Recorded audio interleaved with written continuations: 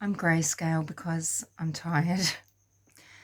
I'm going to go through the timeline of police attendance. This is to do with the disappearance of Cleo Smith from the Quabba blowholes, and so of course this run sheet of police attendance is from October the 15th. There's been a lot of query around when was emergency services contacted by Ellie and Jake, because with their telling it sounds like they trekked around and they drove around for a very long time, and we're not told where within their timeline they contacted emergency services. And especially because we are talking about some vast distances, it seems like long periods of time elapsed before services started to arrive. But is this really the case? Well, let's have a look. So, remembering that Ellie awoke at 6 a.m. and alerted Jake then that Cleo was gone. 6:23, Ellie called 000. 6:30, first car of 2 officers from Carnarvon was dispatched priority 2. So priority 2 is with lights and sirens. 6:41, the second car with 2 officers was dispatched from Carnarvon with lights and sirens. At 7:10, the first vehicle arrives and the second vehicle arrived shortly after. So you can see that for a journey of over 50 miles, 75 kilometres, they made quite good stick, didn't they? 40 minutes.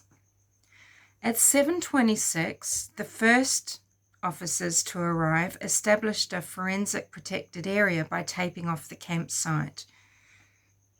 At 7:23, police requested that a drone operator from Geraldton be dispatched. At 7:44, a third car was dispatched from Carnarvon. Just after 8 a.m, family and friends of Ellie and Jake began to arrive at Quabba blowholes. And at 8 o'clock, Carnarvon detectives attended the family home to search for signs of Cleo there. Once they'd made a quick check there, they were dispatched or deployed up to the blowholes to begin stopping vehicles close to the search area. So it would seem that maybe, let's just continue on, I'll talk about things later. At 8:11, a request for SES to attend this, for an SES team to attend the site was made. So the SES is, the emergency services. At 8:09, a helicopter from a local private business arrived. So this is, I think it's a team that do mustering and maybe crop spraying. I'm not sure, all sorts of things, but a private company. And they came, I think, on request of Ellie, and they've arrived to do the air search. At 8:20, a third vehicle from Carnarvon arrived. At 8:24,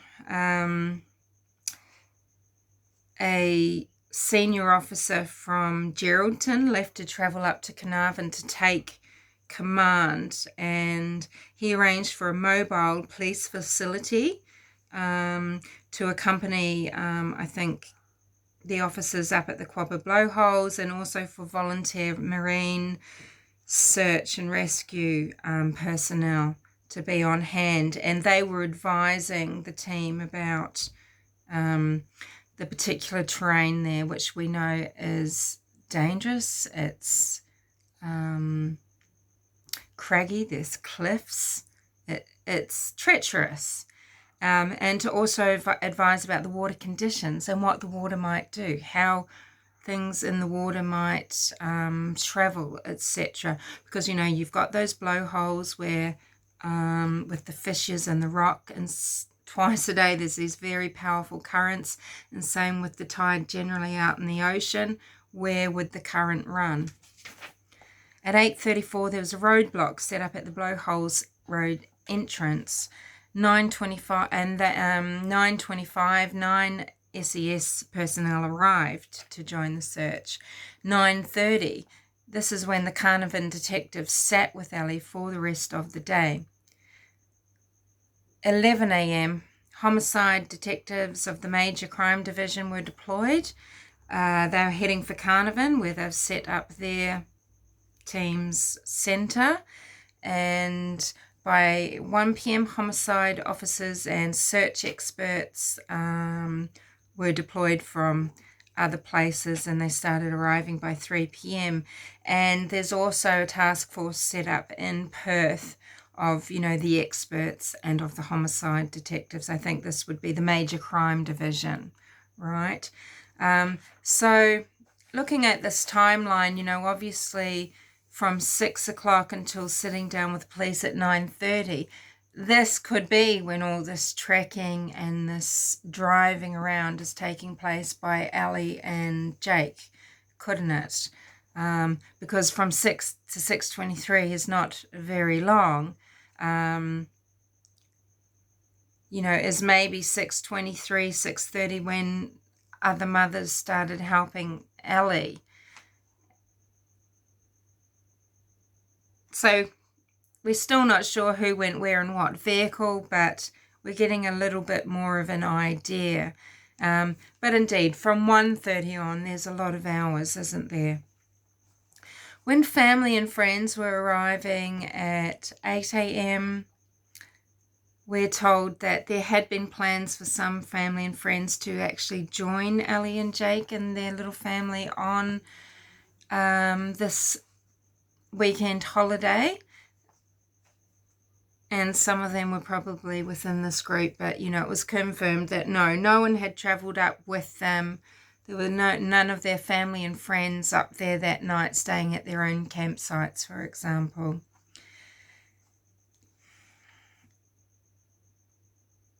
It might seem like a long time before roadblocks and everything were sent up, but again, think about this is a very small town, and, they did manage to get 2 cars dispatched, and on site by 7:10, but this is only 2 officers. So whilst one set of officers is securing the tent site as making it, what did they call it, a forensic protected area. The second pair of officers to arrive had begun, talking to people in the camp, collecting their names and addresses. They were probably taking license plates. They would have been asking to search in cars. They would have been looking in vehicles, etc. They also, as manpower started to arrive, they did then eventually begin checking the sheds, the shacks. These are owned by local families, mostly in Carnarvon. They're locked, and the doors are padlocked, but they've been able to search around and under, and they have made the request that all access is given, and people have complied, and probably all, if not most anyway, most if not all of these shacks have now been searched inside as well.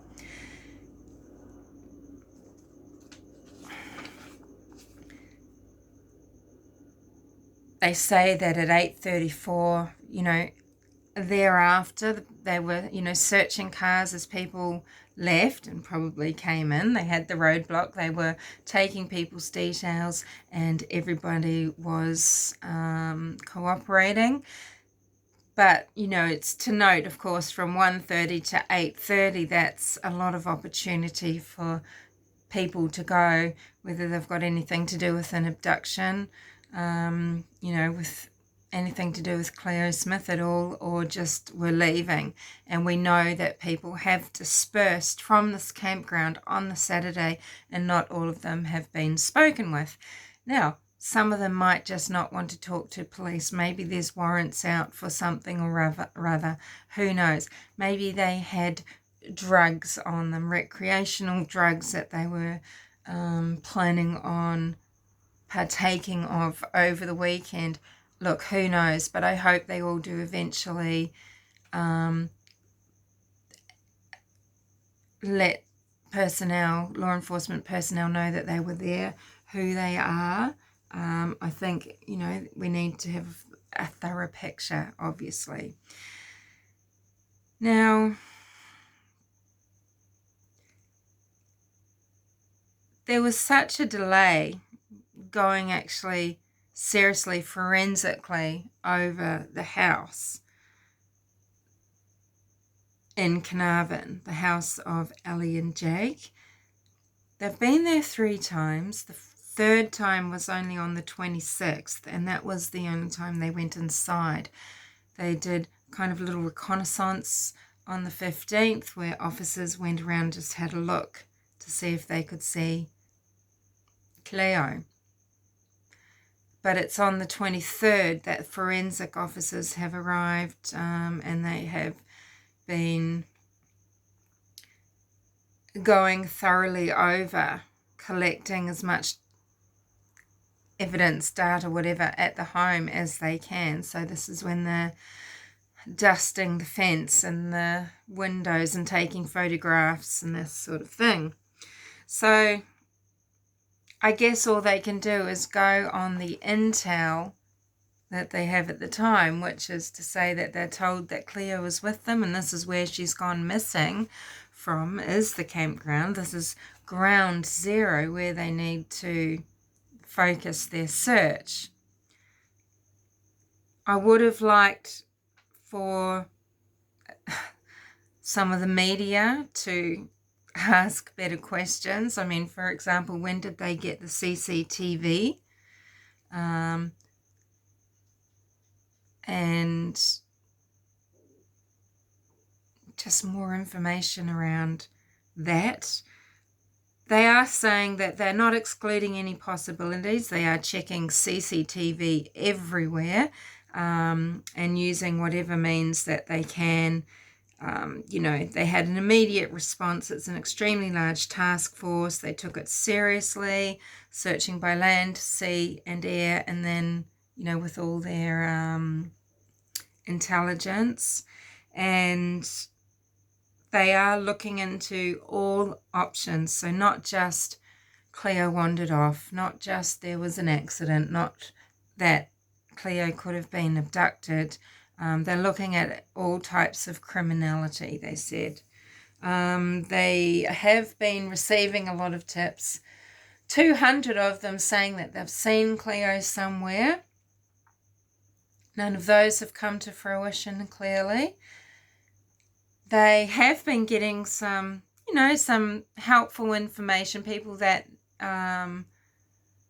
it's encouraging, they want to encourage people to still ring things in. So, for example, we know that there is a sleeping bag that is missing, this grey sleeping bag with the red lining. And people have been calling and saying, I think I saw this somewhere, or I know someone with this, or there was one at the dump. They've been getting calls about that, and that's great. And they still want to encourage people to do this. It's just that none of the tips that they've had to date were the actual sleeping bag that we are all, wondering about.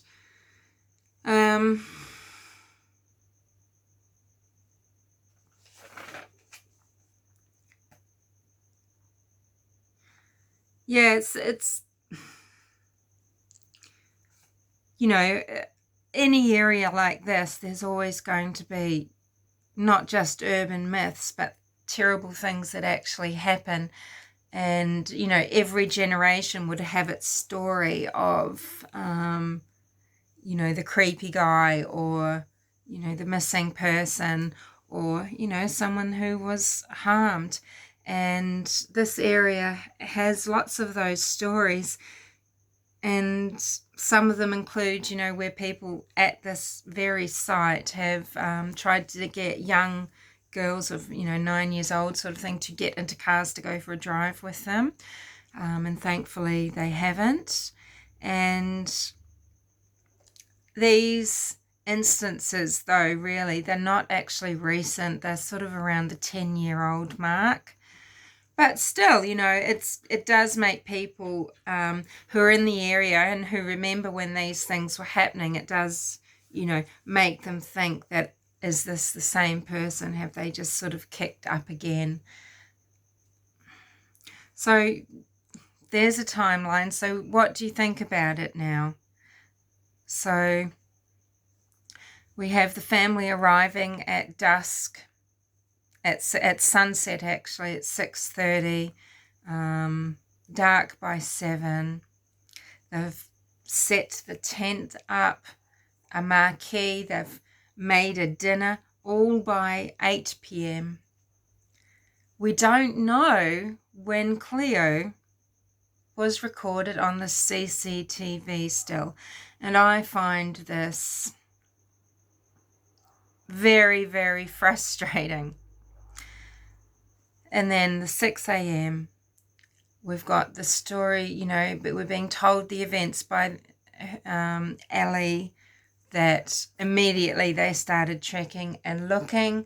We know that regardless of what Jake was doing, Ellie was then with police officers from 9:30.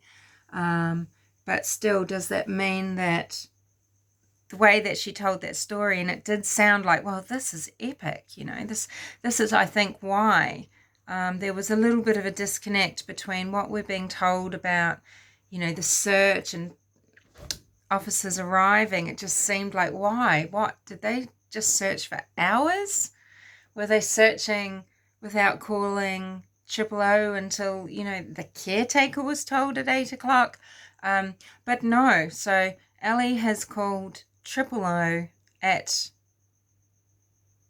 6:23, and police have been on site from 7:10 onward. So there you have it. I will see you in the comments. I hope there's nothing that I forgot I was going to talk to with, in particular, to do with the timeline right now.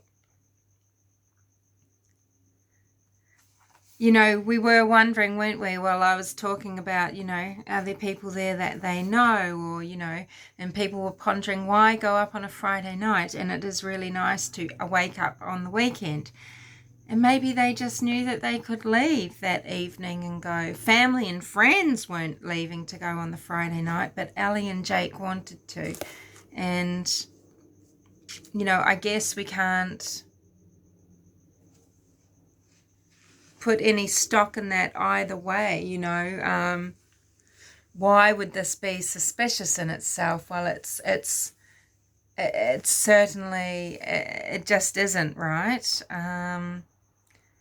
It could have some bearing. I mean, I think the thing for Australian people who are quite well versed in Australian crime, it does put you in mind of William Tyrrell, because the foster parents were going to take the little family of their foster children, William and his sister, up from Sydney in New South Wales to Kendal, a 4-hour drive north, to quite an isolated little town surrounded by natural forest. And plans just changed, and they ended up taking the kids out of their daycare centre early and just going up to travel through the evening. And it just makes people feel a little bit odd. You know, there's a pit stop soon after they had just had a stop at a McDonald's 2 hours after they'd left. Why would they need to stop again? Where was this? Did the police go and search? Because the stretch where they stopped, the foster parents still unnamed, it's just a tangled jungle, and it's wilderness in a certain sense. It's not that it's the outback and it's hundreds of miles from everywhere, but it's the type of place that people get lost. And, you know, when yeah, so these things sort of trigger little flutters in your brain, you know, and when you have these things that superficially just are a correlation. I mean, we don't know. Did Ellie and Jake always plan to go up on the Friday night before their friends and family were travelling up? Maybe. And even if it was something that they decided on the spur of the moment, what does it mean? Just that they wanted to get there early, get set up, be there when they woke up, because that's a really lovely feeling. You feel like you've extended your holiday. It's hard, isn't it, knowing what's significant? So, you know, anybody really shouldn't just focus on this one thing, you know. It is true that, you know, when you lock onto something and you are inflexible mentally or intellectually, you know, doesn't mean that you haven't grasped onto something that's going to be important later, but you really are limiting yourself. You need to really keep an open mind, because it's very easy to have all sorts of biases. I will speak to you later.